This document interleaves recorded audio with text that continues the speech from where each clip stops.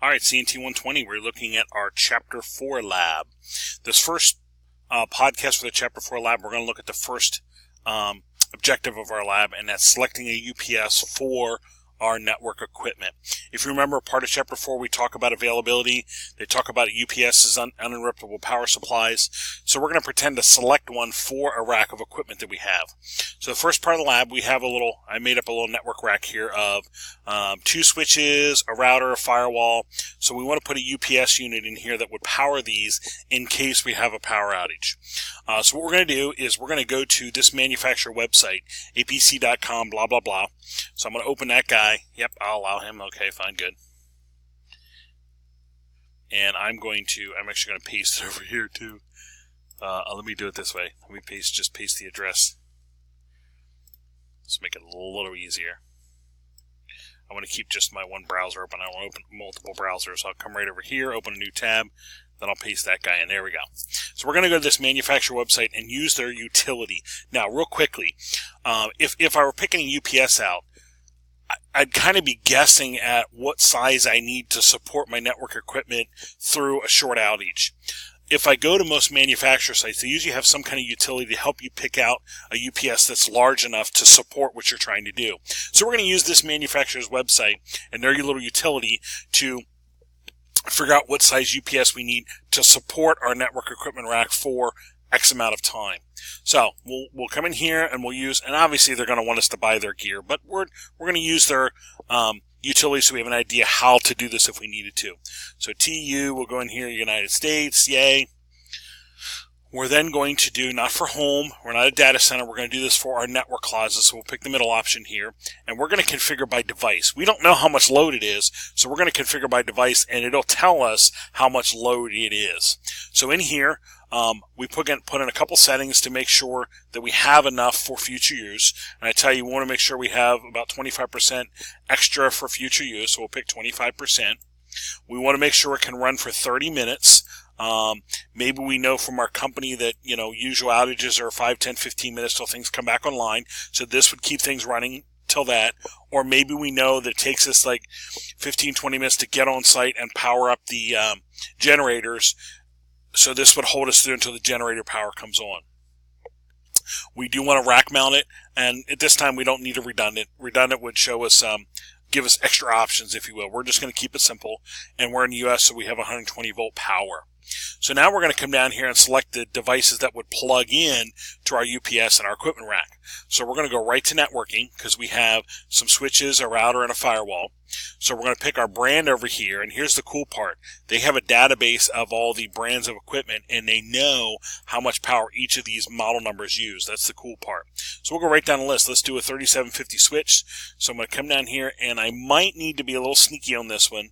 We'll see what we have listed. Actually, here we are. Good. 3750 catalyst switch, and we have 2 of those in the rack if you look. So right off the bat, I'll click the quantity of 2, and I'll add that to my summary. And they know how much power this is drawing, which is kind of neat. So that's on my list. That is added on my list. Over here it is. 2 of these switches, 700 watts each. It knows how much is there so far. We're now going to add in the patch panels are passive devices. Hopefully you remember from reading your Chapter 4. These are passive devices. They're not powered. So we can ignore adding those to our load. We're going to add our router here, Cisco 2921 router. So again, we'll go networking. We will do Cisco, and we're going to do 2921. So we have in here, let's see here, 2921. There's our router, 29. That was 26. There's 2921. There we go. And we just have a quantity of 1 of those guys. So we'll add that to our summary. So that's in there now, 750 watts. And the last thing we need is the firewall, 5520. So again, we'll go to networking. We might need to, I think it's after all the model numbers we will actually get to the ASAs. So let me do down here after Cisco's MDSs. I might need to come down here pretty far. SPWWS. I'm trying to remember where this was. I'll try back up at the top again. We did need to be a little bit sneaky to find this guy. I don't know if it was under 55s. Yeah, I didn't think it was. I think we had to be a little sneaky. to find this one. Here we are.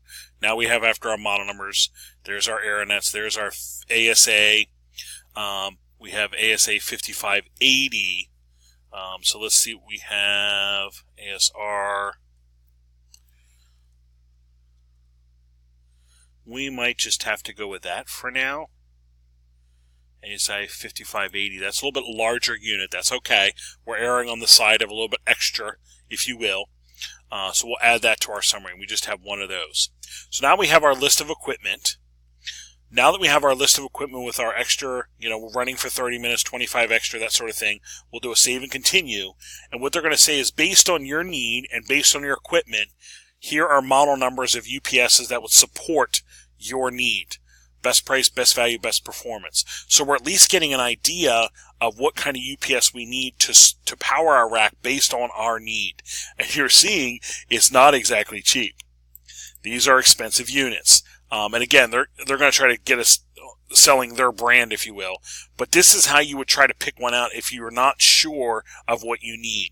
So what I want you to do at this point is grab that model number, and we're going to save that. And we can just do a simple notepad file here. So I'll do a notepad, and I'm going to grab that information off there. I'll just say this is a APC, blah, blah, blah, model number. Put that in there, and I'm just going to put the price right below it, just so we know. And that's the price of my UPS selection. I'll indicate that's my UPS selection. There's my model number and all that jazz. And I will just save this. I think I tell you to save this as a UPS model.txt, as something real simple. So I'll say UPS model txt, and I'll save this to my desktop so I can find it for later. And there's roughly how you would start to figure out what size of UPS you need in your equipment rack. Again, the main reason we're doing this is to get you to realize it's not as simple as just kind of go and pick what you think. I do need to know some pieces of information about load and how much wattage things are using. And I'm also getting you to realize there's utilities out there to help you. You don't have to guess at this. There's things here to help you figure this out. So save that.